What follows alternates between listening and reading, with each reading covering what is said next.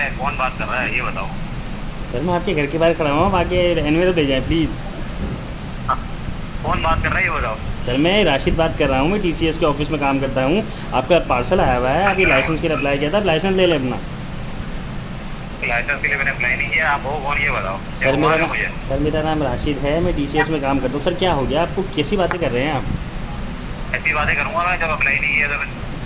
Sir आपका licence आपका बिना अप्लाई किए कैसे बन सकता है? कैसी बातें कर रहे हैं? आपके कराची में छूती रहते होती हैं कि है, बाहर से हैं? छूती होती हो गया।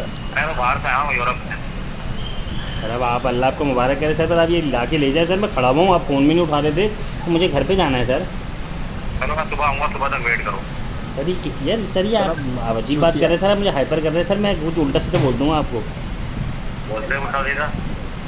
सर देखिए, आपको सुनना अजीब नहीं लगेगा, पर मुझे बोलते हुए अजीब लगेगा। प्लीज़ चले आप अपने भाई को भेज दें, ताकि मैं ये लैंग्वेज उनके हवाले कर दूँ, वो साइन कर लूँ, मुझे 200 रुपये डिलीवरी चार्ज ही दे दीजिएगा। ठीक है कॉल तो काटो। सर मैं वेट कर रहा हूँ सर आपका घर, सर मैं घर के बाहर खड़ा हूँ, आप मुझे अपने भाई का नंबर भेज दें। ठीक है। हेलो। हाँ ठीक है। Okay sir, okay.